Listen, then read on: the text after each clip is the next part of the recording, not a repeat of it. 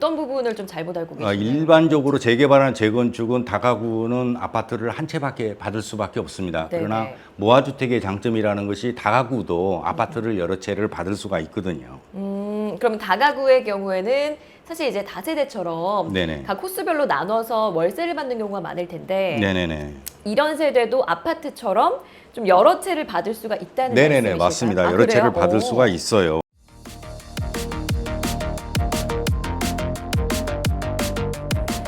네, 여러분들 반갑습니다. 많은 분들이 요즘에 모아주택, 모아타운에 대해서 궁금증이 많다고 요청이 들어왔었어요. 그래서 오늘은 저희가 모아타운, 모아주택에 대해서 특집 방송을 좀 준비해봤습니다.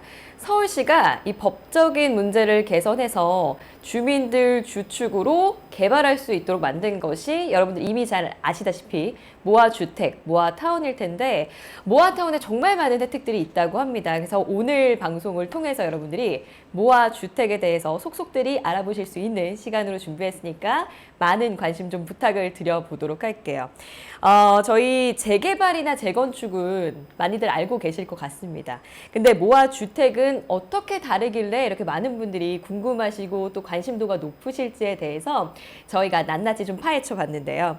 지금부터 전문가분을 모시고 저희가 모아주택, 모아타운에 대해서 자세하게 알아보도록 하겠습니다.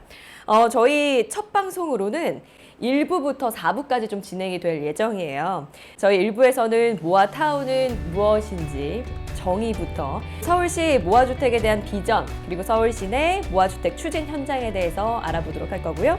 2부에서는 사업 유형별로 조건 그리고 서울시가 어떤 것들을 개선하였는지 자세하게 좀 분석해 보도록 하겠습니다.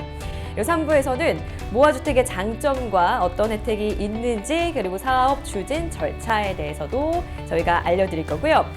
마지막 4부에서는 기획 부동산의 근절 대책은 무엇인지 그리고 여러분이 좀 알기 어려우신 미동의자와 주민 갈등 해소 방안에 대해서 변호사님을 모시고 또 알아보도록 하겠습니다.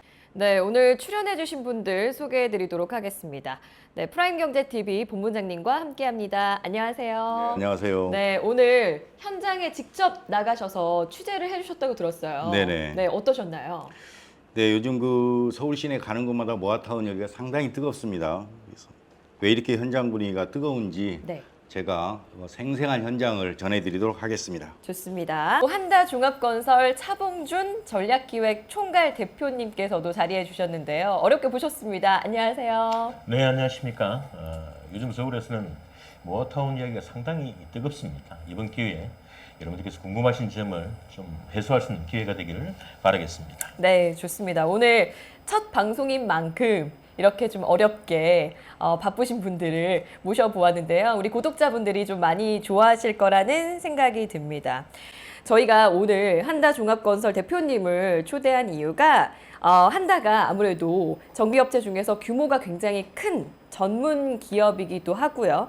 그리고 현재 서울시가 97개 구역이 모아타운을 좀 진행을 하고 있는데 그중에서도 저희 한다가 면목동, 시범지구를 비롯해서 굉장히 많은 그 모아주택 현장을 관리를 해주고 계십니다. 그래서 정말 많은 분들이 궁금하신 부분들을 해소해 주시지 않을까라는 생각이 들고 거기다가 저는 또 오늘 많은 기대를 했던 부분이 우리 주민분들에게 상당히 신뢰가 높더라고요. 그 부분도 저는 오늘 또 우리 대표님을 모시는 데 있어서 정말 고심을 했구나 저희 방송이.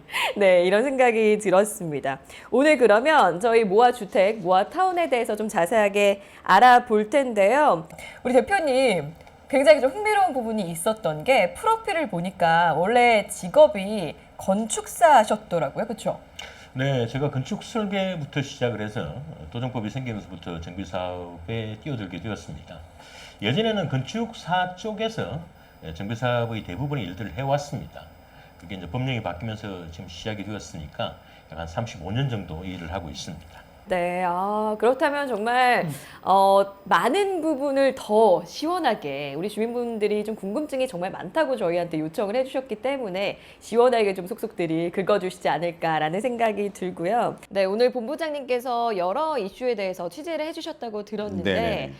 현재 상황이 어떻던가요? 네, 제가 서울 시내 모아주택 추진 현장을 여러 곳을 다녀왔습니다. 네. 근데 사업 초기에는 굉장히 더뎠었는데 최근에 들어서 사업이 굉장히 이게 빨라지고 있다 이렇게 좀 말씀드리는데요. 네. 그만큼 주민 열기가 뜨겁다 이렇게 좀 느꼈습니다. 그러면 제가 궁금한 게 현재 지금 모아타운이 만들어지고 있는 곳은 어느 정도가 되는지 서울 시내 안에서. 네, 지금 현재 원래 서울시가 올 초까지만 해도 한 100개 정도 이렇게 진행되고 있었습니다. 네네. 그런데 이제 최근에 언론에서 들으셔서 아시겠지만 기획부동산 개입으로 인해서 문제가 좀 많이 됐었습니다. 그렇죠. 네, 그래서 서울시가 이런 지역을 관리적으로 보류를 했고 현재 모아타운에 대해서 관리계획 승인이나 고시를 하는 곳이 한 8개, 9개, 그러니까 90개가 약간 안 되게 진행되고 있는 것이 확인되었습니다. 정말 다양한 곳들을 다녀와 주신 것 같은데 주민분들의 반응은 어떻던가요? 이번 주민들 반응은 상당히 좀 열기가 좀 뜨겁다. 한 2년 전서부터는 가로정비 사업으로 이렇게 추진하다가 최근에 들어서 모아타운을 이렇게 진행하고 있었는데요. 네. 이번에 취재한 곳은 제가 7군데를 다녀왔습니다. 그러니까 면목동 시범지구, 성동구 마장동, 송파구 거여동, 강남구 일원동, 그 다음에 도봉구 화랑마을을 다녀왔는데요. 네, 제가 전에 듣기로 취재하시면서 좀 특이한 경우가 있었다고 특이한 점들에 대해서 얘기해 주시면 좋을 것 같아요. 네, 대체적으로 이 추진하는 현장들을 다녀보니까 모두 대체적으로 같았습니다. 어떤 부분이냐면 서울시에서 다운로드 굉장히 많은 자료들을 프린트를 해서 배포를 해요. 네, 그런데 실제 주민들은 그게 무슨 내용인지를 모르는 겁니다. 그럴 수 있죠. 그래서 요약을 해서 좀 이렇게 정보를 전달하는 이런 전략이 좀 잘못됐다, 부족했다 이렇게 느꼈습니다. 그리고 또 두 번째 또 공통점이 있을까요? 네네. 다가구를 가지고 계시는 분들의 오해가 좀 많았었어요. 그럼 어떤 부분을 좀 잘못 알고 계시나요? 일반적으로 재개발한 재건축은 다가구는 아파트를 한 채밖에 받을 수밖에 없습니다. 그러나 모아주택의 장점이라는 것이 다가구도 아파트를 여러 채를 받을 수가 있거든요. 그럼 다가구의 경우에는 사실 이제 다세대처럼 네네. 각 코스별로 나눠서 월세를 받는 경우가 많을 텐데 네네네. 이런 세대도 아파트처럼 좀 여러 채를 받을 수가 있다는 네네네. 말씀이실까요? 맞습니다. 여러 그래요? 채를 받을 수가 있어요. 네. 그래서 이게 이제 세 번째 공통점이라고 할 수 있는데요. 이게 추진위가 이런 부분을 설명을 잘 못합니다. 실제로 저희가 취재를 해보니까 다가구에 대한 이해도가 부족하니까 당연히 설명도 제대로 못하는 거죠. 그렇죠, 그렇죠. 네네네. 그래서 저희가 우선은 이제 세 번째 공통점들은 또 어떤 부분이 있냐면 네. 상가 시설을 소유하고 계신 분인데요. 네. 이런 분들의 경우는 상가에서 나오는 월세라든지 그분들이 생활하는 어떤 패턴에 따라서 월세를 가지고 생활하시는 분들에 대한 설득하는 과정 네. 이런 것이 상당히 좀 부족했다 이렇게 좀 생각이 되고요. 이 부분은 다가구하고 상가하고 분리해서 설득을 좀 하는 방법을 이렇게 전략상으로 좀 바꿔야 되는데요. 네. 일단 다가구 같은 경우는 아파트를 여러 채를 받을 수 있으니까 사실은 그 문제는 해결이 됐잖아요. 네네. 그런데 상가 같은 경우도 똑같이 월세를 받는데 현재 건물에서 받는 상가의 월 수익과 그다음에 준공 후 상가에서 얻어지는 그런 월세 이런 부분은 실질적으로 차이가 굉장히 많이 있습니다. 네. 어떤 부분이? 예를 들어서 지금 현재 상가를 소유하고 계신 분들이 예를 들어서 월세를 100만 원을 받는다. 그러면 준공 후 새로운 건물에서 받는 거는 그보다 훨씬 많거든요. 그래서 이런 것은 재산 가치 차이가 엄청나기 때문에 이 부분을 잘 설득해야 된다고 봅니다. 개발이 필요한 그런 지역들 보면은 네네. 대체로 연령대가 좀 높으신 네네. 어르신분들이 많으실 텐데 이런 부분에 대해서 설명하시는데 조금 어려움이 있었을 것 같긴 합니다. 네, 맞아요. 사실은 이 부분이 제일 어렵습니다. 그래서 그 동네 지인들 또는 뭐 옆집 이거 어떻게 하고 있나. 그래서 눈치 보시고 계시는 분들이 대부분이었습니다. 연로하신 분들은 변화를 원치를 않아요. 개별적 사연이 많겠죠. 그러다 보니까 인쇄물이나 홍보물을 보는 것보다 옆집에서 한마디를 해주면 그게 큰 정보가 되죠. 네네. 아니, 연세가 조금 있으신 분들은 찬성을 하고 싶으셔도 이런 말이 있잖아요. 도장 한번 좀 잘못 찍으면 큰일 난다. 이런 말이 있을 정도로 네네, 걱정이 좀 맞아요. 많으실 것 같기는 해요. 그래서 취재를 하면서 그런 연세 되시는 분들을 이렇게 저희가 만나 보니까 네. 홍보하는 전략이나 이런 홍보하는 어떤 방법론에 문제가 좀 많았구나라는 걸 느꼈는데요. 이 부분은 잠시 후 차봉준 대표님께서 설명을 해주시면 모든 것이 그러니까 모든 궁금증이 다 풀리지 않을까 이렇게 생각을 합니다. 네, 맞습니다. 이렇게 어려움이 있는데도 서울시가 모아타운에 대해서 기획을 하게 된 이유가 있을 것 같습니다. 본부장님 생각은 어떠세요?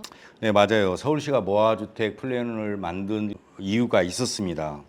서울시가 발표한 표를 한번 보시죠. 네, 지금 표가 나가고 있는데요. 거의 대부분이 핑크색이에요. 핑크색이 바로 노후 저층 지역인데요. 서울시 전체 면적의 41%가 넘습니다. 그 중에서 87% 이상이 재개발이나 재건축이 불가능한 지역입니다. 그렇게나 많아요? 네네. 그래서 이제 서울시는 이런 주민들이 주민 제한 방식으로 개발할 수 있도록 그 절차를 좀 간소화해서 시행을 하고 있는 것이 모아주택, 모아타운입니다. 네, 그래서 저희가 여러분들의 이해를 돕기 위해서 영상을 좀 준비해봤거든요. 영상 한번 보시고 오시죠. 서울시 저층 주거지 면적은 전체 주거지의 약 41.8%를 차지하며 이 중 약 87%가 마땅한 정비 방안 없이 방치되어 있는 실정입니다. 모아주택은 이러한 저층 주거지역의 새로운 정비 방식으로 블록 단위의 모아주택을 지역 단위로 모아 모아타운으로 확대합니다. 모아주택 활성화를 위해 2종 7층 주거지역의 층수를 최고 15층까지 완화하고 필요할 경우 용도 지역도 상향할 수 있습니다.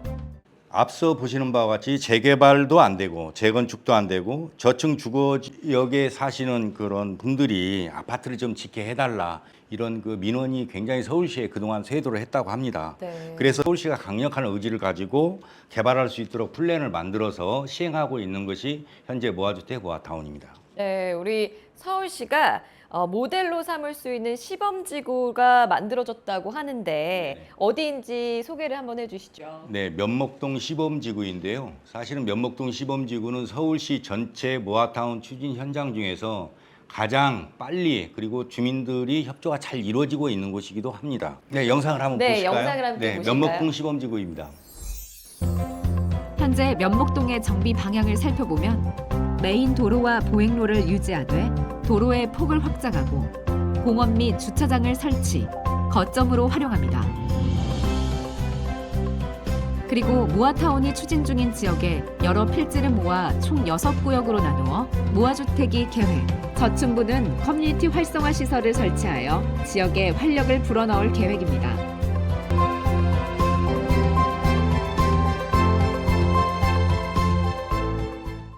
보셨던 면목동 시범지구의 영상은 현재와 미래를 볼 수 있는 자료인데요. 현재 지금 면목동 시범지구의 조합원이 910명 정도 됩니다. 그리고 지금 현재 완료된 마스터 플랜은 지금 1920세대로 건립이 하게 되는데요. 아마 이 정도 타운이 형성이 된다면 입주 후에 굉장히 좀 많이 비싸질 것 같기는 합니다. 실질적으로 모아타운이 첫 번째 모델이기도 하고요. 네. 서울시가 앞으로 모아타운을 어떻게 개발하겠다고 하는 의지가 담겨 있는 계획안이라고 보시면 되겠습니다. 그렇게 된다면 이제 조합원분들 입장에서는 엄청난 재산의 가치가 상승할 수 있을 것 같은데 그렇다면 연세가 좀 많으신 어르신 분들께서는 어떻게 보면 노후 대책이 가능한 부분일 수도 있을 것 같아요. 네, 맞습니다. 네. 왜냐하면 이게 조금 올라가는 게 아니라 네. 현재 지금 앞서 보신 영상을 보시면 대단위로 해서 굉장히 예쁘게 지금 단지가 꾸며져 있잖아요. 네네.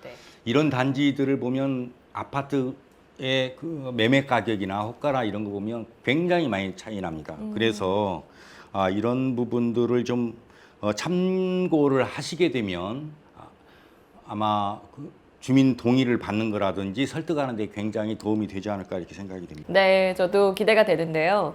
그러다 보니까 저희 프람경제 TV에서 이렇게 또 모아 주택, 모아 타운에 대해서 특집 방송을 준비해 주신 게 아닐까라는 생각이 듭니다. 여러분들도 오늘 방송을 보신다면, 그리고 저희가 계속 이어지는 특집 방송이다 보니까 하나부터 열까지 모아 주택, 모아 타운에 대해서 아실 수 있지 않을까라는 생각이 들고요. 우선은 모아 타운에 대해서 알아보기 전에 다른 개발과는 어떤 차이가 있는지 그 부분도 저희가 좀 쉽게 설명을 해드려 보려고 해요.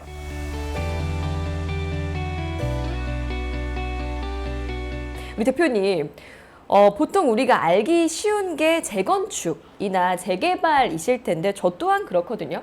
근데 똑같은 개발인데 이 모아타운과 다른 점은 무엇인지 궁금하신 부분들이 좀 많으신 것 같더라고요. 어떤가요? 여러분들께서 많이 들으셨던 게 아마도 재개발, 재건축일 겁니다. 맞아요. 재개발, 재건축은 도시및주거정비법에서 진행이 되는 사업이고요. 기본적으로 재개발은 우리 도시 인프라가 부족한 곳, 열악한 곳들을 도시계획 차원에서 개발하는 것을 재개발이라고 합니다. 네. 두 번째, 재건축 같은 경우에는 도시 인프라는 좀 괜찮지만은 노후화된 아파트 등을 새롭게 만드는 것, 새롭게 건물을 만드는 것이 바로 재건축이라고 하죠. 근데 우리 모아타운은 법의 토대부터 좀 다릅니다. 모아주택, 모아타운은 네. 재건축, 재개발과는 다르게 빈집 및 소규모주택 정비에 관한 특례법이라고 하는 새로운 법령을 따르고 있고요. 기존의 재건축, 재개발이 어려웠던 곳, 네. 노후도 기준이 안 맞거나 다른 기준들이 부족해서 재개발을 할 수 없었던 곳. 또 두 번째는 저번 정부에서 한 400곳 정도가 서울시에서는 정비사업 구역이 해제가 되었는데 이런 곳들은 빌라업자들이 들어와서 노후도 비율이 안 맞아지게 되었습니다.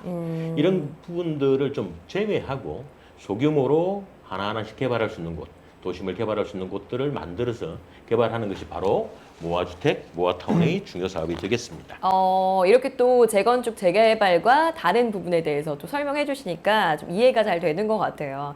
잠시 후에 조금 더 세부적인 내용을 알아보도록 하고요. 네, 그러면 종합해 보자면 서울시의 전체 저층 주거 지역의 무려 약 87%가 재개발이나 재건축이 불가능한 지역이었는데 이런 지역을 해당 주민들께서 주민 제한 방식으로 서울시의 관리 계획 승인을 요청을 하면 서울시가 관리 계획을 통해서 개발할 수 있도록 하겠다라고 이렇게 제가 정리를 해봐도 괜찮을까요? 네, 맞습니다. 서울시가 그러니까 관리계획 수립하는 기간을 굉장히 많이 단축을 해서 아마 과거보다 사업 속도가 굉장히 아마 빠를 것으로 예상됩니다.